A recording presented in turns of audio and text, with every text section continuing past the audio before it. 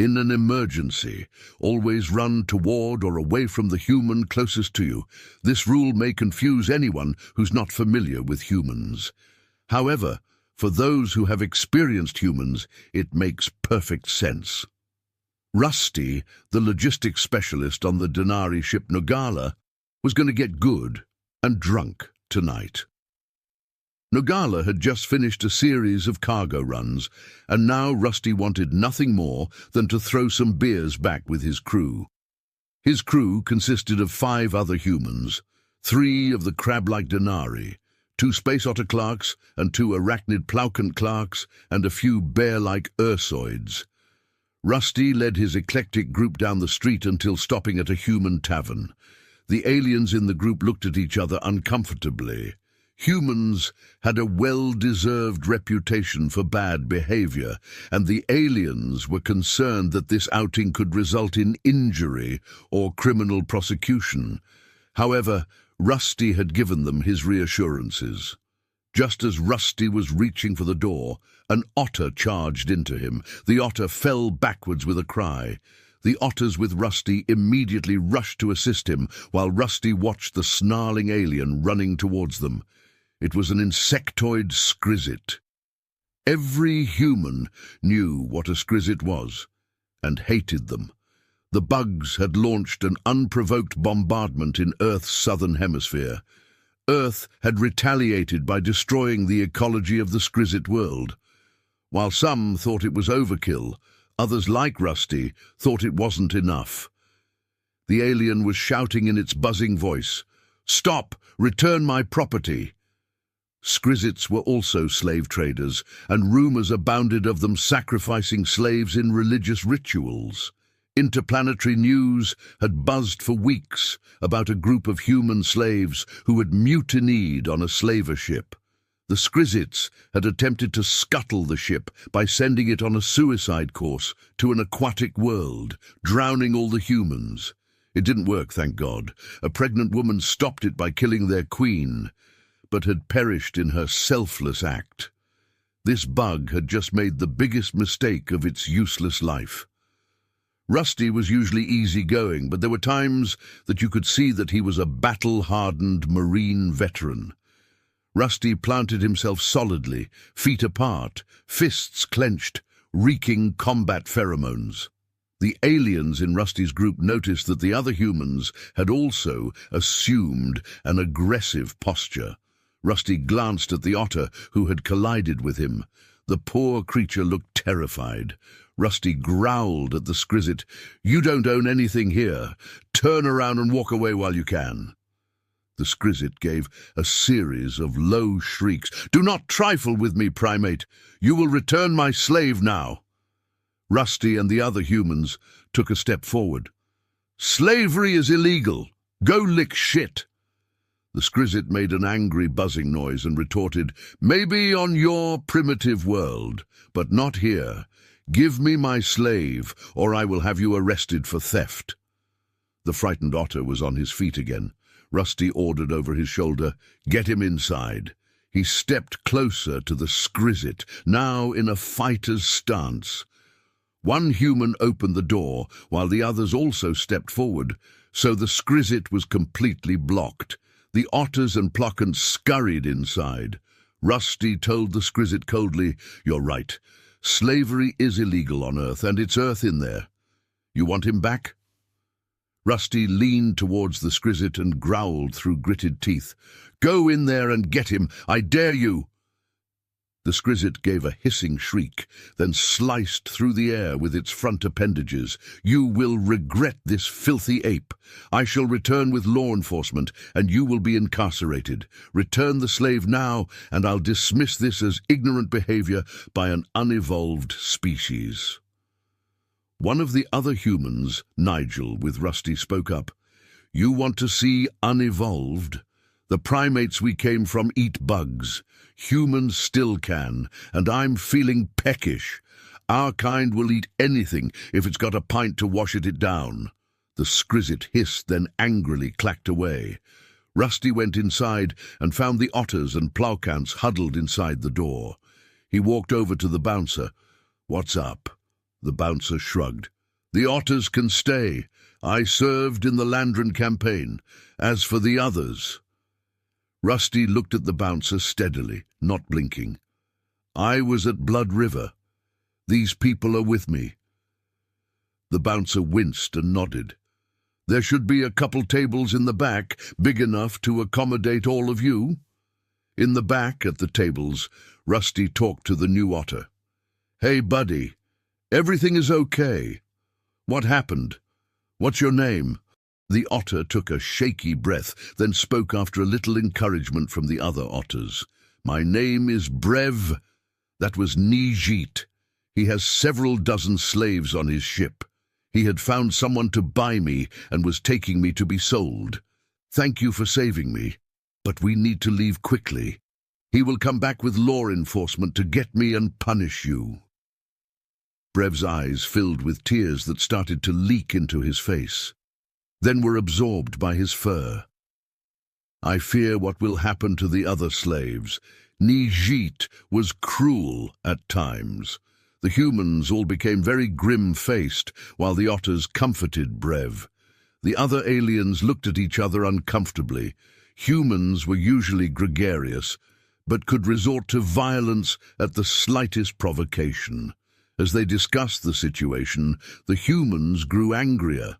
Slavery in some form or fashion was fairly common in the galactic community, but most societies had rules for humane treatment of slaves or severely restricted slave use. However, some, like the Skrizit, did not. There were some cultures that never had slavery. Humans were unique in that they had completely abolished the practice, even refusing to own alien slaves. It was well known that owning a human slave was ill-advised. Although humans would fight each other with savagery, they would not tolerate one of their own being enslaved. Modin, an Ursoid, asked in disbelief, "So humans find it acceptable to kill each other but not to enslave each other?" One of the Plaukants, Nelv, who was getting her feet massaged by one of her husbands, remarked, "Only humans would think to outlaw slavery, but not war. This is what happens when you let males rule a society." The humans had tried to argue with her, but in an odd way she had a point. After a few beers, Rusty looked at his crew and asked, "Who's up for some whiskey work?" Modin asked, "What is whiskey work?" At that point, a couple of humans from an adjoining table leaned over. A big, burly, disheveled-looking specimen with shaggy red hair and tattoos asked, "Did I hear whiskey work?" Rusty nodded. "Seems there's a Skrizit who's got a bunch of slaves that need liberating. I'm thinking this is a good night for some shenanigans." The other human knocked on his table with his tankard and asked his crew, "Anybody up for some shenanigans? They're Skrizits that need to be taught a lesson." Rusty explained to his crew, "In the Marines, whiskey work is when we would need to do extra maintenance and repairs on our equipment. We also had a cookout and some beers. Sometimes, before the night was out, there were shenanigans. I can neither confirm nor deny incidents of theft, kidnapping, mild vandalism, a few fights, and other fun and games." As Rusty explained this to his crew, word was spreading throughout the tavern. Several veterans, especially Marines, came forward, asking to join in. Rusty told them, "You need to be aware. What we're doing is pretty illegal. There's probably going to be fighting. There's a good chance people will get hurt and maybe get tossed in jail." The first human, Big Red, responded, "You don't have to sell me. I already said I'm in." Several other humans laughed raucously and toasted, draining their drinks. Plans were made while the aliens grew more alarmed. Back on the Nogala, Rusty spoke to his team. "I just want you to know, what I am planning is illegal and dangerous. I'm not asking any of you to take part in this. It's fine if you don't want to. If anyone asks, I'll tell them you knew nothing about it." His team all looked at each other. Then they started to respond. Nelv spoke up first. "Oxidize. While we certainly appreciate the moral position you take due to your culture, we have families on the ship. We will not be partaking. However, we will also not report this incident to authorities. When you return to the ship, we will assist you." Rusty nodded. "That's fair." Moden spoke for the Ursoids. "While slavery is legal in our culture, we have heard about the Skrizit abuses. We have listened to Brev's story, and the Skrizit are clearly guilty of crimes against sapience. We are willing to get the slaves to safety, where they may receive medical treatment and report the situation to proper authorities." Rusty nodded again. "I appreciate your help." Nigel spoke up for the humans. "Like you even have to ask, mate. We'd love to give them bugs, what for?" Rusty chuckled. "Somehow I knew that was going to be the answer." He turned to the otters. "I know that your people are pacifist and don't like to get involved in things like this. Like I said, whatever you decide is fine." Booley, the daughter of Purg, the ship's information specialist, waddled forward with Brev. She spoke with a note of resolve that you rarely heard from an otter. "The otters will stand behind you. Humans have been good allies to our people, as you have been to us. We will do what we can to assist you." Rusty looked to the Denari team members. "What do you say?" Doran spoke for the Denari. "We are still discussing the matter with Captain Voone and have not yet reached consensus. Until consensus is reached, we will not take action. The ship will follow the laws. But without consensus, we will not attempt anything that is a potential violation of the laws." Rusty asked. "Does Voone realize that we are planning to leave right away, whether or not there is a consensus?" Doran replied, "Yes. Because a consensus has not been reached, the Denari will neither assist nor hinder you until there is consensus." Rusty nodded.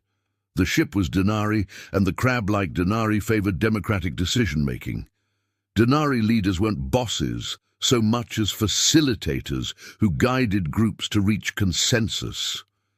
Curiously, Denari found the human version of democracy, majority rule, to be distasteful. To them, majority rule meant willfully ignoring the legitimate concerns of some group members. Rusty walked over to a compartment in the main cargo bay and opened it. Inside, there were a lot of oversized weapons with mounting brackets, obviously meant to be attached to the power loaders. "Let's mount up." Everyone looked at the weapons in surprise, while the humans also had delight in their faces. Nigel spoke up. "Would you look at these beauties? What's with all the hardware?" Rusty shrugged. "Once a Marine, always a Marine." The human woman, Maria, looked at the weapons askance. "While I definitely want to help, are you sure that giving us these weapons is a good idea?" Rusty nodded. "Absolutely. You know all those unnecessary training drills? Those drills were teaching you to operate these weapons in case we ever got boarded by pirates. Power loaders are made by the same manufacturer as military power suits. You didn't know, but all of you could run a military power suit reasonably well." Maria responded, "If it's all the same, I don't want any weapons. Rescuing slaves is one thing, but I'm not comfortable with the weapons." Rusty nodded. "That's fine." He told the others, "Anyone who doesn't want weapons, just say so." The human males were eager to split up Maria's share of the weapons. The Ursoids did take stun grenades, and the otters surprisingly took non-lethal crowd control weapons from the ship's armory. There were actually several otters from other ship's departments who had joined the raiding party. Booley explained, "While our people don't like violence, we can't stand by." "I have also spoken with Grell and Podra. Grell will be monitoring communications and Podra is getting the medical facility ready." One of the Ursoids growled in vexation as Moden held out his massive paw. The other Ursoid handed him some currency, while Modin grinned a sharp, fanged smile. That's just wrong, Rusty thought. There were quite a few legends about bears on Earth, but he couldn't recall any of them mentioning gambling addiction. If you walked in on a couple Ursoids talking, it was a 50-50 chance there was a bet going. Rusty and crew were mounted up and ready to go. Rusty activated the control for the main cargo door, but it stayed shut. Rusty attempted to open it repeatedly, including by passing regular controls. Finally, he got desperate. Nogala, open... Sigh. Nogala, please open main cargo door. Nogala's feminine metallic voice replied, no security alert in progress. Unneeded equipment may be returned to storage, and crew may resume normal duties. Rusty gritted his teeth. Nothing in the universe was more aggressively passive-aggressive than the ship's AI. Nogala, I don't have time or patience to argue with you. Open the damn door, please. Just then the intercom beeped. It was Sylvia. Great, Rusty thought. Now I have to deal with both of my nagging wives. Sylvia looked pissed, which seemed to be her usual mood these days. Rusty, you weren't serious about this nonsense? What is wrong with you? And what the hell is wrong with your stupid cat? I caught him pissing on the door again. He never shows up except to piss on something. Nogala's voice echoed in the cargo bay and Rusty's cabin. Logistics unit proper designation. Oxidize. Sylvia snarled. Fuck off, Nogala. Rusty, I swear if you don't get your ass back here right now, I'm... The transmission cut off and the cargo bay door opened. Modin asked Rusty, are you sure she isn't pregnant? Ursoid females act like that during pregnancy. Rusty rolled his eyes. Human pregnancy doesn't last 5 years. Let's go before Nogala changes its mind. On the street, several roughnecks from the bar had gathered in assorted vehicles, and some in obsolete power suits. There were a couple buses with otters aboard. Rusty marveled at how quickly otters could pass on information. They had come to give medical care as needed. Big Red and a few others were in a refurbished black market assault vehicle. One of the bar roughnecks was a prior Marine who had zero reservations about using weapons, so he took over Maria's power loader, and the others quickly attached weapons onto his unit. Beers and flasks were being passed around, with the crowd getting rowdier. On the way to the Skrizit ship, a nondescript human joined them. He was tall and wiry, with greying hair and glasses. He approached Rusty. I heard about the party. He opened his shirt and revealed a gold tattoo in an alien language. I'm familiar with Skrizit slave ships. I can help. Rusty grinned. Sure. The more the merrier. What's your name? The man shrugged. I would rather not say. Rusty snorted. We have to call you something. How about Bob? The man, Bob, nodded quietly. That's fine. At the Skrizit ship, Rusty and several others were ready for a frontal assault. Bob told Rusty, give me 9 minutes to get into position, then start. Nobody goes onto the ship until then. Rusty told him, I'm not sure I can hold this crowd that long.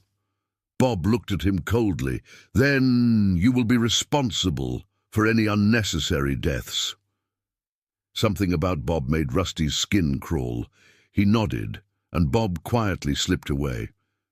Rusty summoned a few leaders and told them, okay, we have to stall for 9 minutes, then it's go time. A few people looked at him quizzically. Rusty responded, that one guy, Bob, wanted a head start. Since he said he knows these ships, I figure he's got reasons. Big Red snorted, Bob? That's what he's calling himself now? The crew looked at him questioningly. Just stay out of his way and don't ask. I met him before. It's best to ignore him. At the designated time, Rusty, the others in power loaders and power suits, and the assault vehicle all charged the slaver ship. doors conveniently opened and closed for them. The refurbished assault vehicle played war music at full volume, causing sheer pandemonium by the Skrizit. In the confusion, many others on foot or in small vehicles entered through the cargo doors behind larger vehicles. Rusty's blood pumped hard and fast. The power loader didn't have the maneuverability of a power suit, but it was still formidable, especially with the attached weapons. He shot, bombed, and tore apart ship pieces. Sometimes it just felt good to smash shit. The Ursoids threw around furniture, easily turning chairs and tables into missile weapons. Humans fought with improvised clubs. One reported that he had seen Bob assaulting an armed Skrizit, expertly dodging fire until he was within grabbing distance. Bob hadn't just incapacitated the bug, he had killed it with precise savagery using martial arts. The human told Rusty, "I hate Skrizit just as much as the next guy. But Bob? There's something not right about him. We need to keep an eye on him."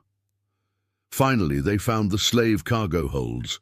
Bob was there with a Skrizit in one hand, a dismembered Skrizit limb in the other hand, and splashed head to toe with yellow Skrizit blood. Bob was holding the limb so he could use it to tap in the large Skrizit multi-eye and snarling, "You have 10 seconds to open these holds. Other than that, you are of no use to me." This one was still screaming when I walked away with its appendage. The terrified Skrizit handed Bob a tech key and screeched, 949 pi, 76 pi, -1. Bob kicked the Skrizit and barked, "Get lost!" then released him. The Skrizit fled. Rusty watched him leave. "Are you sure that's smart? What if he lied?" Bob entered the code onto the alien keypad. "I already beat the code out of another bug. If it was a lie, they wouldn't have given me the same answer." The door opened, and a couple humans stepped in, followed by otters. There were a couple dozen creatures in there, and otter slaves rushed forward when they saw other otters. The otters reassured everyone that they were being rescued. There was some limited fighting along the way to 3 other cargo holds where more slaves were rescued. Rusty watched Bob in his gruesome work of fighting the Skrizit in hand-to-appendage combat, noting the grim pleasure Bob experienced. There was really something off about that guy. Bob's fighting technique was extremely precise, causing maximum pain and damage. As the raiders were leading slaves to the buses outside, Bob selected 5 guys and went off. He told Rusty, "Don't wait for us." Warning sirens were going off all over the ship.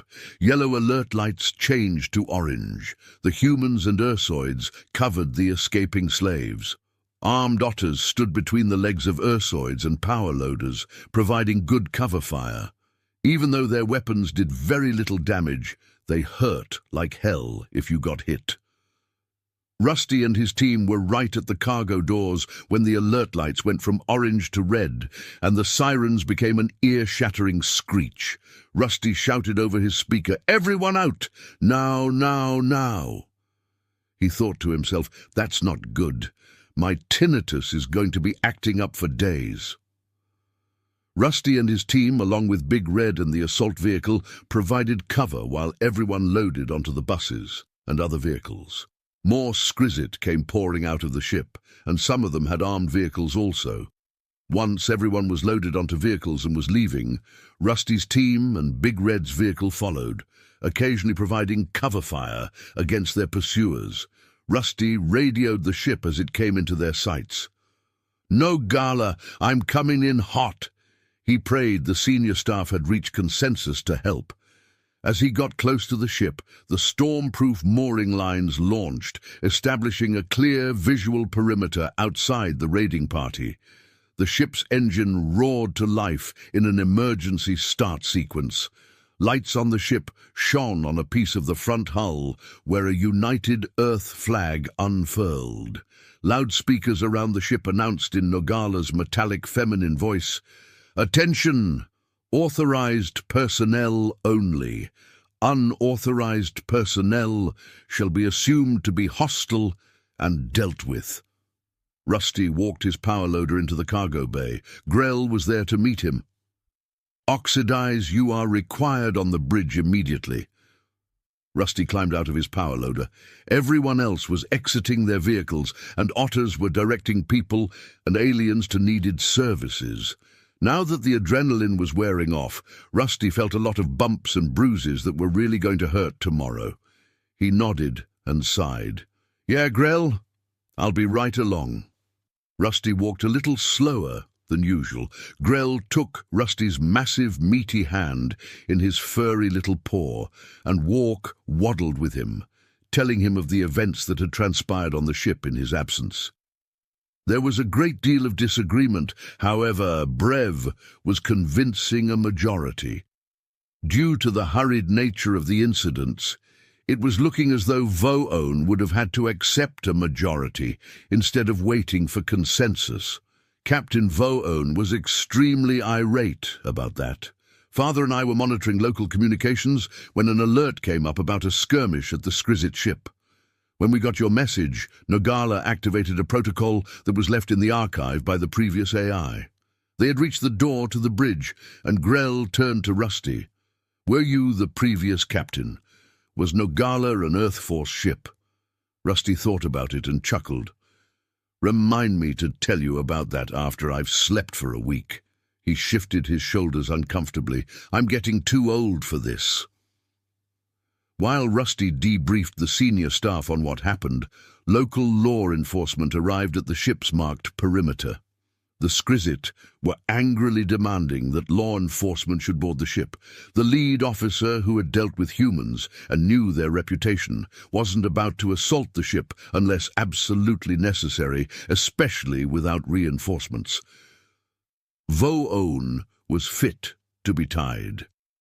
While he was sympathetic to the slave situation, he hated having his hand claw forced. He was furious that he had been ready to rule in favor of simple majority over consensus, but Nogala beat him to it by activating the emergency protocol. 20 minutes later, Rusty, Voone, Brev, and several other senior ship's officers stood just inside Nogala's perimeter, while the angry Skrizit and local law enforcement officers stood outside the perimeter. "I demand that their ship be impounded, the crew incarcerated, and our stolen slaves returned. Additionally, they have kidnapped our people."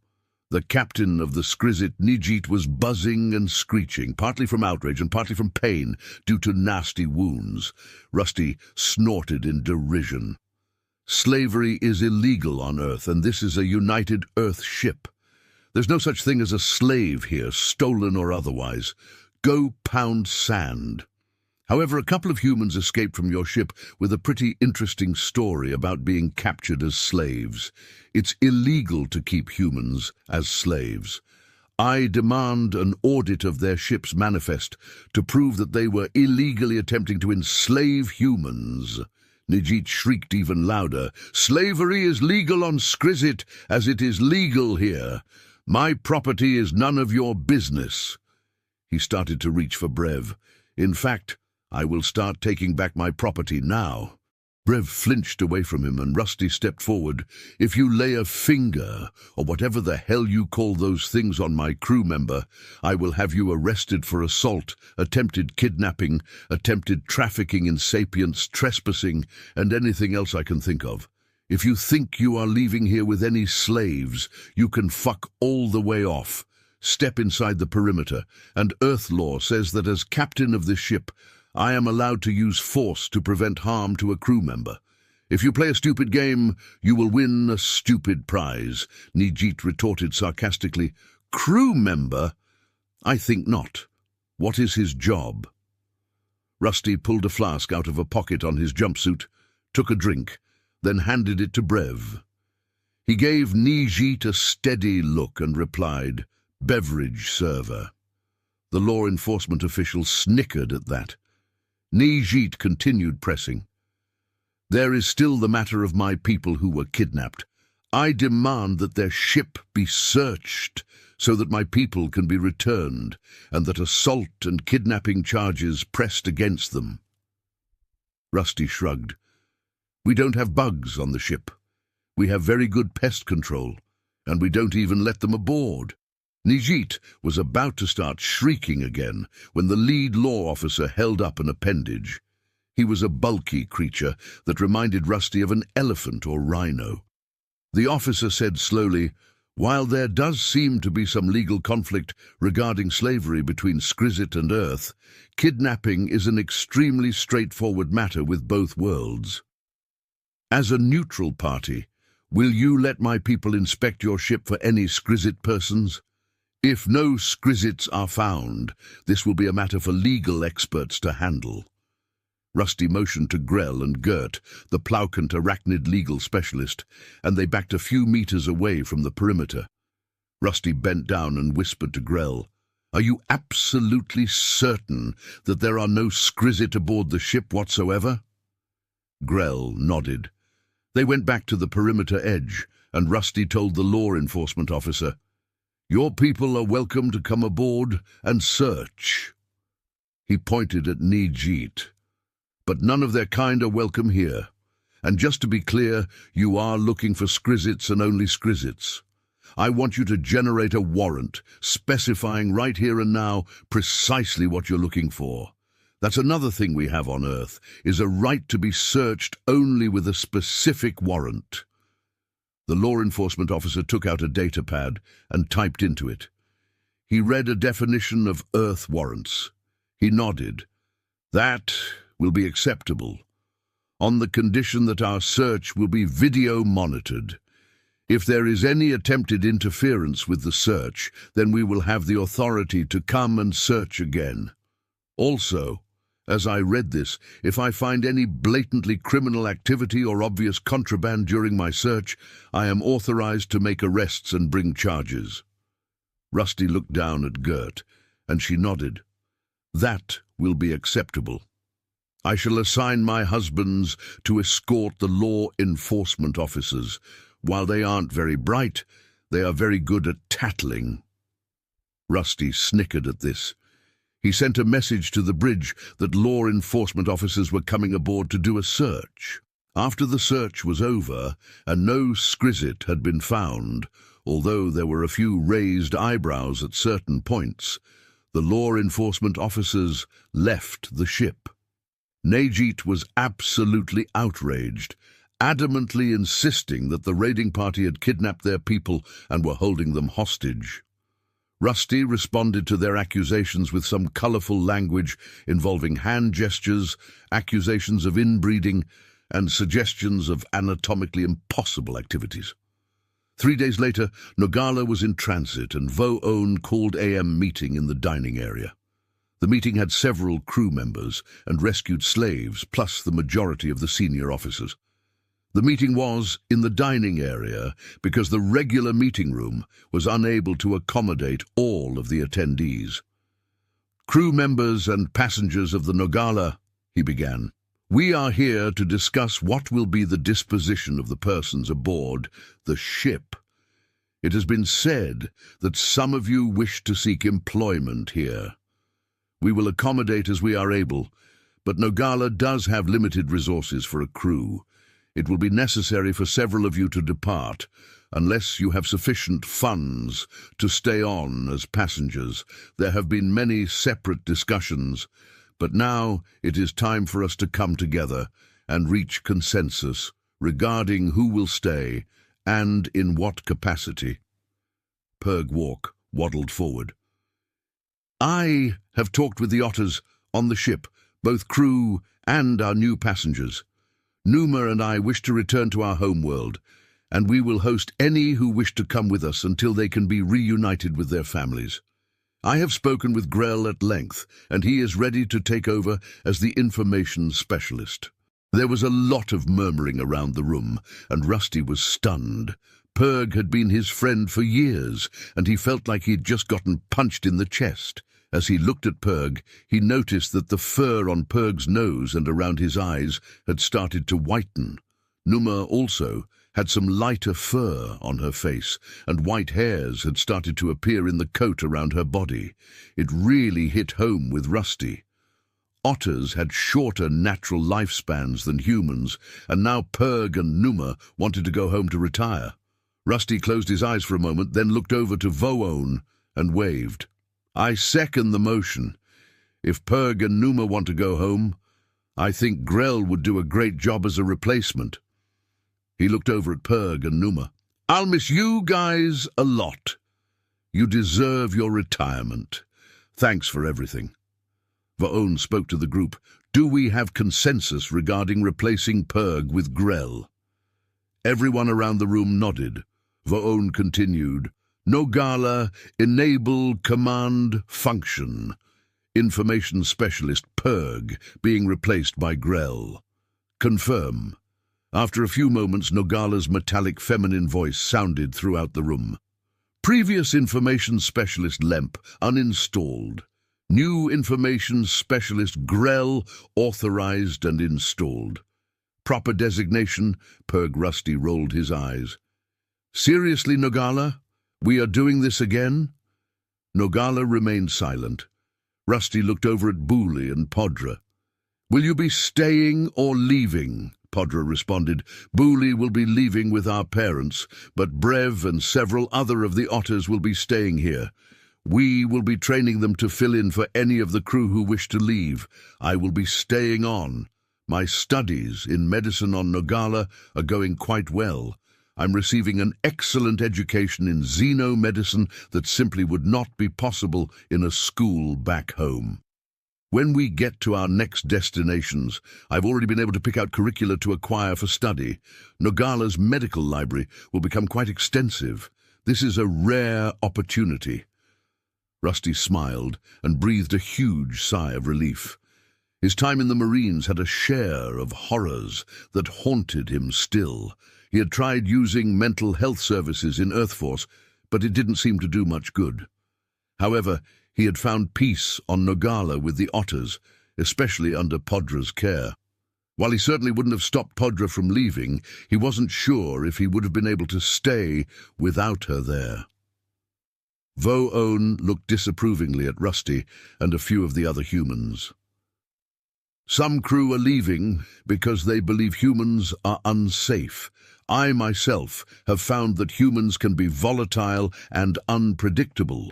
However, they are also capable of extremely valuable contributions. Nogala will retain human crew members. If anyone does not find this acceptable, they are free to leave without censure of any kind. They will be given full severance pay and a positive referral to future employers. Does anyone wish to resign?" A few hands and other appendages went up in the air. Grell took down the names. "Thank you for your service to Nogala. I will be getting with each of you so that we can arrange for your replacement and departure. You will be pleased to note that our next few destinations are very routine and pleasant. We will accommodate you every way we can." Voone turned to the table where the avian Menix were seated. "Do you wish to stay aboard Nogala, or will you return to your world?" One of the Menix spoke up and pointed to two of the others. "We and our spouses desire to stay. I am a navigator. Finnar is a stellar cartographer. Zila is an accomplished astrologer. We have been studying your ship's navigation systems, routes and star charts. The Menix are absolutely unrivaled in these areas. We are supremely confident that as part of Nogala's crew, we will make stellar travel far more profitable and fortuitous. We have read the stars in the upcoming travel itineraries and have made improvements. We are ready to work immediately." Voone looked over at the Denari, who were his current navigators. "What is your opinion regarding the Menix?" One of the Denari stood, a seasoned creature named Coord. He pointed appendages at the other Denari navigators. "A few of us do desire to return home to Denara.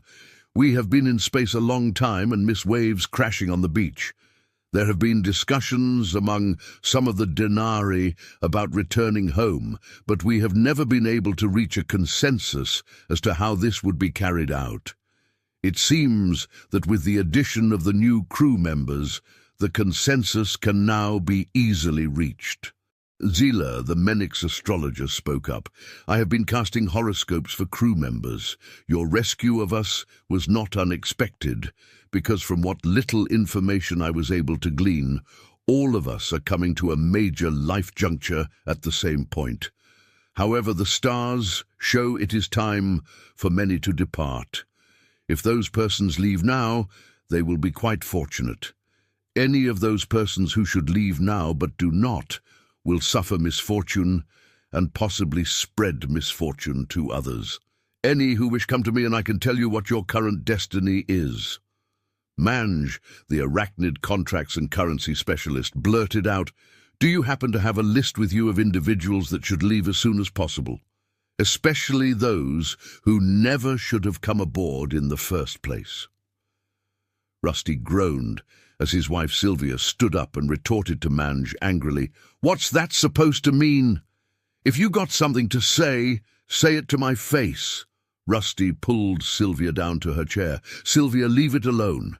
We've got a lot to take care of right now, and you and Mange can scream it out later. Sylvia glared at him. Pathetic excuse of a husband you are. You're taking that filthy bug's side over mine, and I am your wife. Sylvia stood up. Do you like her so much? Fine. Go be one of her husbands and have her eat your head. It would serve you right. Sylvia stormed angrily out of the dining hall.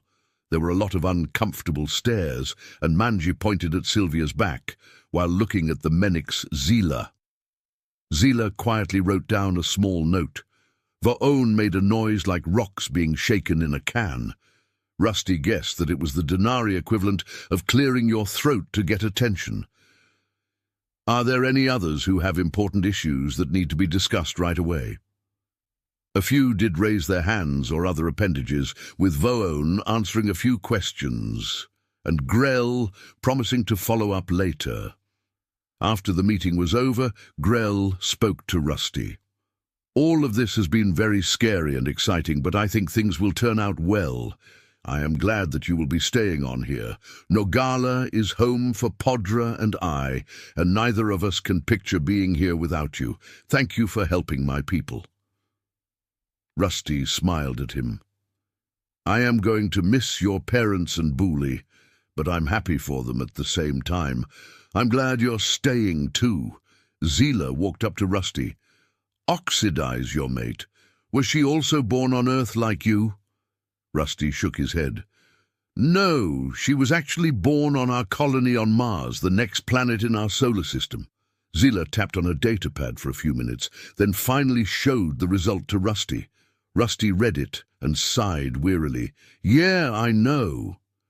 But we're married. I made a commitment. In a windowless office, a screen played a news report with a female journalist narrating. Investigations continue into a riot on the Skrizit ship, where a multi-species group assaulted the ship, allegedly to rescue slaves being held illegally. Skrizit authorities claim that all passengers on the ship were there legally under local laws. Due to conflicting reports and laws, this situation won't be fully resolved for some time.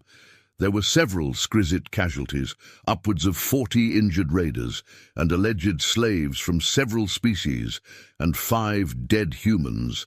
The dead humans have been identified as local criminals with extensive arrest records. More details as the story develops. Agent Smith turned to Bob. Just how the hell did you pull this off? And this isn't your style. Usually you're a lot more discreet. Gilbert Preston, Bob, removed his glasses and polished them with the hem of his shirt. I went to that bar to hire a couple local thugs. The other party was already in progress. They were drunk and full of piss, so there was no talking them down. My choices were make the best of it or scrub the mission. Luckily, a few of those clowns actually weren't complete idiots. I'm curious about the leader. He called himself Rusty, but his alien crew kept calling him Oxidize. He said he was at Blood River. Smith did a search and a dozen human faces popped up. Gilbert Bob selected one and Rusty's picture came up, along with an abstract of his military record and tidbits of more recent activities, including an accident on Space Station 6. Smith raised his eyebrows. "You have the best dumb luck I've ever seen. If we were to recruit a guy for this kind of job, it would be him." Gilbert and Smith were both impressed by a video clip where Rusty was charging an armored vehicle from the side, landed on the roof, blew off the upper hatch, then assaulted and discarded insurgents who tried escaping the vehicle. Gilbert asked, "Why isn't this guy working for us?" Smith tapped the screen, and Rusty's discharge came up. He pointed. "He's a burnout. They tried retaining him, even offered a promotion. He just wants to be left alone, and it's better that way. He's in the system so we can keep an eye on him if we need to." Gilbert shook his head. "Damn waste of talent." He tapped the screen, and now a juvenile Skrizit appeared.